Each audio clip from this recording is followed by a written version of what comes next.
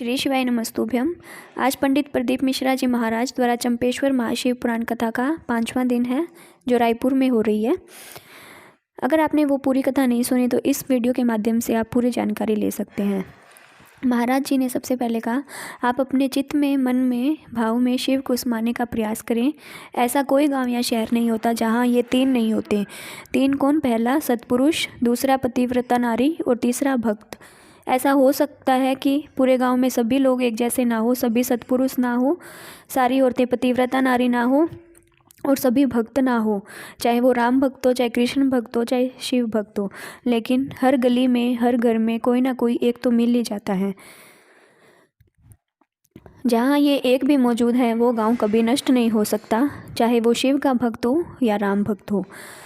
हम जैसन के साथ रहते हैं वैसन ही हो जाते हैं। अगर हम किसी भजनावली की शरणागति के साथ में, किसी संत की शरणागति के साथ में 2 पल का भी साथ मिल गया तो हमारा जीवन सार्थक हो जाएगा। ये पंडित प्रदीप मिश्रा जी महाराज ने बताया कि एक मैसेज आया था। उसमें एक औरत का मैसेज था कि मैं भजन अकेली करती हूँ, मेरे साथ कोई भजन करने वाला नहीं होता है। इस पर महाराज जी ने कहा, जब हम माला फेरने बैठते हैं, भजन करने बैठते हैं, तो कौन कहता है हम अकेले हैं? वो 108 मन के हर पल हर क्षण आपके साथ रहते हैं। आप जो 108 मन के को पकड़ कर भजन करती है या मन के भी नहीं फेर रही, एक लोटा जल भी अगर चढ़ा रही हैं, मंत्र जाप कर रही हैं, तो हर क्षण भगवान आपके साथ रहते हैं। पंडित प्रदीप मिश्रा जी महाराज ने बताया, अगर आप कौवों को मोती दोगे तो वो मोती नहीं खाएंगे, लेकिन वो मानसिक के चितड़े जरूर खाएगा। इसी तरह अगर आप हंस को मानसिक के चितड़े दोगे तो वो मोती खाएगा।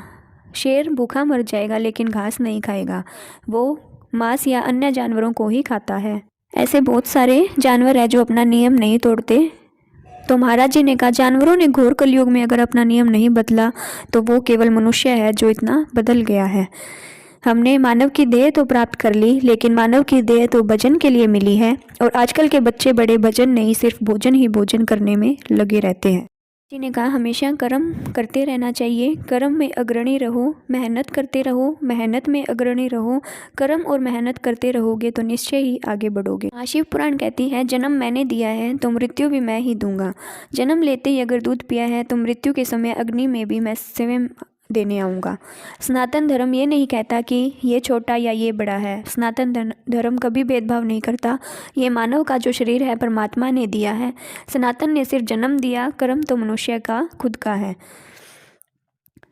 प्रदीप मिश्रा जी महाराज ने रायपुर की जनता को कहा, जो बहुत भारी संख्या में वहाँ प्रस्तुत थी, आप जो लाखों की संख्या में कथा सुनने पहुँचे हो, ये आपका जो संगठन है और एकजुटता है, ये शिव कृपा, शिव भक्ति दर्शाता है। इस जानकारी में महाराज जी ने बताया, सुख और आनंद में क्या अंतर है। शिव महापुराण कथा कहती है, सुख केवल तुम भोगते हो, सुख केवल तुम्हारा परिवार भोगता है, लेकिन आनंद सारा संसार और पूरा गांव भोगता है। गुरुजी ने जितने लोग रायपुर की कथा में आए, क्योंकि बहुत भारी संख्या में वहाँ लोग मौजूद थे, जिसमें से बहुत लोगों को मना कर दिया आने से, तो उन लोगों को देखकर कहा कि आज की कथा में तो ये परमानंद है। जानकारी में महाराज जी ने कहा, पोलियो की दवाई नहीं लोगे तो हाथ पैर से विकलांग हो जाओगे, लेकिन महाशिव पुराण नहीं सुनोगे तो अपनी चित्रवृत्ति से, अपने सनातन धर्म से वंचित हो जाओगे। बहुत प्यारा सा पत्र सुनाया, अपने पति का फोटो भी लगाया है। गुरुजी, मैं विजेता अभिषेक बहोरिया, नागपुर महाराष्ट्र से। गुरुजी, मैं भोलेनाथ की कृपा का क्या बखान करूं। आज भोले बाबा की कृपा से मेरा सुहाग मेरे सामने खड़े हैं। मेरे पति की तबीयत 16 जनवरी 2022 को अचानक इतनी ख़राब हो गई थी कि उनको तुरंत अस्पताल में भर्ती करना पड़ा। आईसीयू में सीरियस कंडीशन में डॉक्टरों ने उनका चेकअप करके बताया कि उनको लीवर सिरोसिस हुआ है। लीवर लगभग 70% ख़राब हो चुका है। जल्दी ऑपरेशन करना पड़ेगा, लगभग 30 लाख का खर्चा होगा। गुरुजी, उस समय समझ नहीं आ रहा था कि क्या करें और हमारे पास इतने पैसे भी नहीं थे। फिर मैं अपने पति को अपनी मम्मी के यहाँ रायपुर ले आई और यहाँ आकर मेरी बड़ी माँ ने मुझे आस्था चैनल पर महाशिव पुराण कथा के बारे में बताया और पशुपति व्रत के बारे में बताया। 1 लोटा जल, एक बेलपत्र का उपाय बताया। गुरुजी, मैंने पशुपति व्रत अपने मायके में ही शुरू कर दिया। 1 लोटा जल रोज चढ़ाती और चढ़ाकर अपने पति को जल देती और शिवजी का चढ़ा हुआ बेलपत्र खिलाती। गुरुजी, मुझे पशुपतिनाथ के व्रत के 3 सोमवार हुए थे कि जांच कराने को वापस लेकर गए और नागपुर में जांच करवाई। मेरे पति का लीवर 40% तक ठीक हो चुका था। ये शिव की कृपा है। बाबा की कृपा से मेरे पति के लीवर में आखिरी व्रत तक और सुधार हो चुका था और रिपोर्ट्स जो हमेशा खराब आ रही थी वो ठीक आने लगी। महाराज जी ने कहा, ये शिव है और शिव कृपा है। तेरी कृपा बिना ना हिले एक भी अणु, लेते हैं श्वास तेरी कृपा से तनु मनु। बखान क्या करूं मैं लाखों के ढेर का, जबटी बबूत में है खजाना कुबेर का। भजन साथ साथ गाने का आनंद जरूर लीजिए। में पंडित प्रदीप मिश्रा जी महाराज ने एक बहुत अच्छी बात कही। उन्होंने कहा, जब एक बूढ़ा बाप वसीयत लिखता है तो सबको लिख देता है, बस एक को नहीं लिख पाता। वो कोई दूसरा नहीं, वो अपने आप को नहीं लिखता। जब खाने की उम्र थी कमाने में लगा था, और जब आराम की उम्र आई है कि थोड़ा सा खा लूँगा, तो बीपी शुगर ने डामाडोल कर रखा है। इसलिए पंडित प्रदीप मिश्रा जी महाराज ने निवेदन किया, कर्म करो, अध्ययन करने वाले अध्ययन करो, कमाओ, लेकिन अपनी खुशियों को मत मारो। पूरी ज़िंदगी कमाया, अगर कुछ खा ही ना पाए, अपना जीवन स्तर ना बढ़ा पाए, तो कमाने का कोई फ़ायदा नहीं। कर्म करो, साथ साथ मस्त होकर जियो।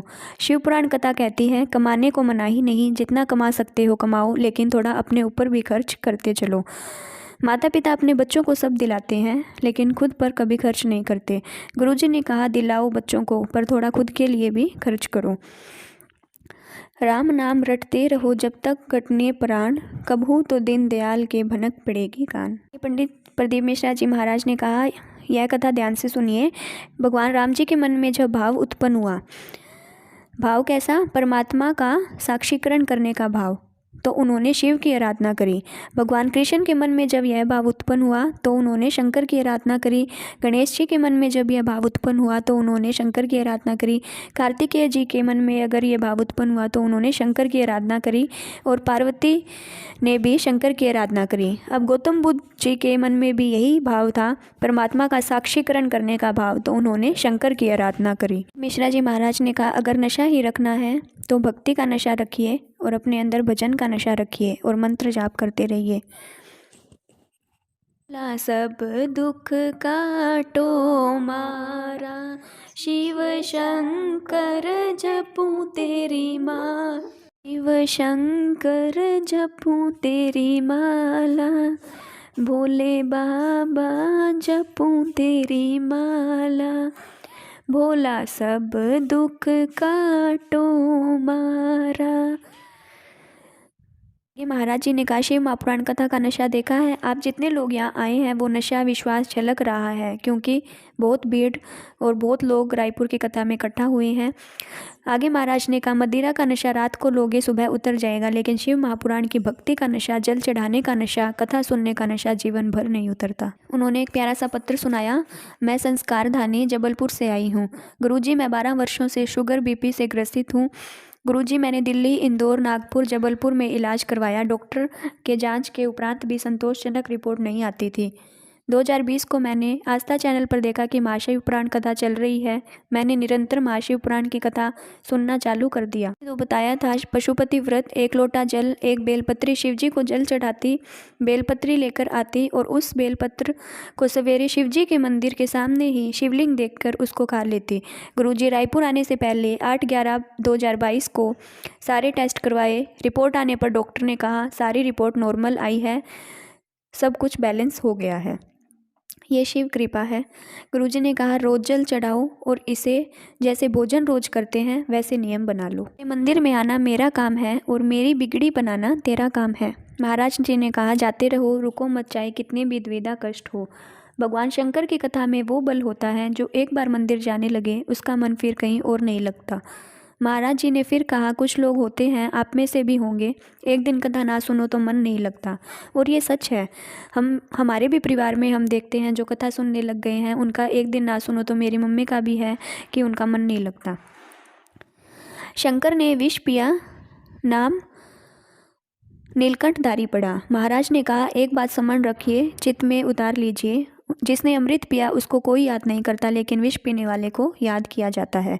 जिसने जीवन में थोड़ा कष्ट उठा लिया, वजन उठा लिया, जिसने चोट को सहन कर लिया, वो मंदिर में भगवान बन के पूजा गया है। सभी बहुओं को संदेश दिया कि सास कुछ भी बोले तो पलटकर जवाब बिल्कुल मत देना, और सासुओं से भी निवेदन किया कि थोड़ा वो भी अपनी वाणी वश में रखे। कोई जितनी भी गाली दे, देने दो, अपशब्द कहे, कहने दो, आप पलटकर जवाब मत दो। आप उन्नति की सीढ़ी चढ़ते रहो, अपशब्द कहने वाला अपने आप नीचे गिरता जाएगा। आग लगे बस्ती में, अपुन रहो मस्ती में। ने कहा, अच्छे विचार मन में जितना लेकर आओगे जीवन में उतना ही अच्छा होगा। जितना पीछे बैठोगे उतना मस्ती में रहोगे, जितना आगे बैठोगे उतना ही संभल कर रहना पड़ेगा। यानी अपने जीवन में अपशब्द, गाली, वाद विवाद में जितना पीछे रहो उतना ही अच्छा है। महाराज जी ने हास्य तरीके से पंडाल में भी कहा, जो पीछे बैठे हैं वो खूब मस्ती में रहते हैं, आगे वालों को तो संभल कर बैठना पड़ता है, क्या पता कब कैमरा कैद कर ले। के यूथ और युवा जवान स्कूलों में इसे बैक बेंचर्स भी कहते हैं, जो खूब मस्ती में रहते हैं। आगे पंडित प्रदीप मिश्रा जी महाराज ने कहा, जितना छोटा बनकर रहोगे उतना ज़िंदगी को आनंद से जी सकते हो।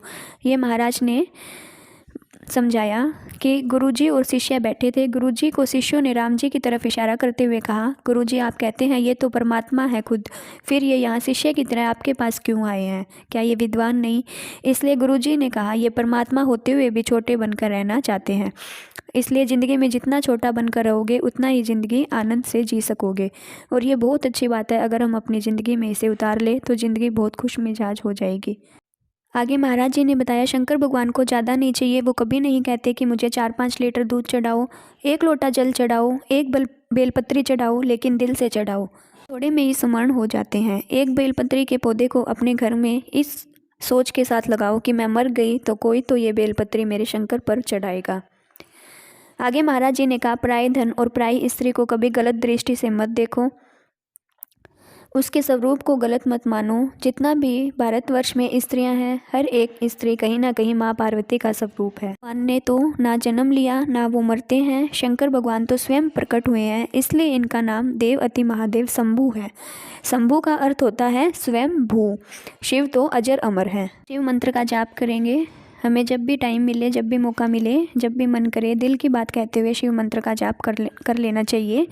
श्री शिवाय नमस्तुभ्यं, श्री शिवाय नमस्तुभ्यं, श्री शिवाय नमस्तुभ्यं, श्री शिवाय नमस्तुभ्यं, श्री शिवाय नमस्तुभ्यं।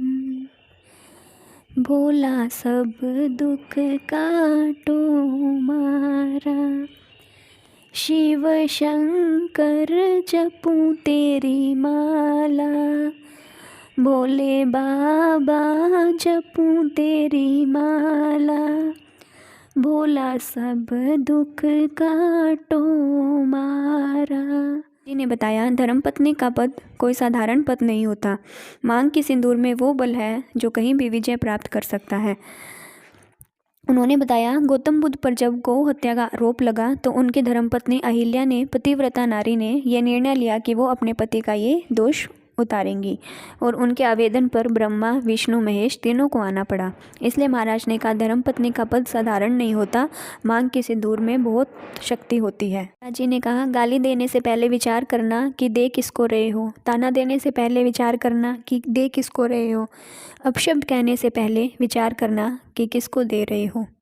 पंडित प्रदीप मिश्रा जी महाराज ने बताया कि जिनको स्वप्न में नाग दिखते हैं वो पान के पत्ते पर या पीपल के पत्ते पर नागेश्वर लिखकर जया, विश्रया, सामलीवारी, दोतली, देव पांचों का नाम लेकर बहते पानी में तैरा दें।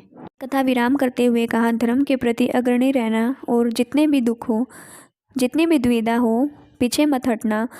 मंदिर जाने से, शिव आराधना से और शिव भक्ति से 1 लोटा जल सारी समस्या का हल। श्री शिवाय नमस्तुभ्यं।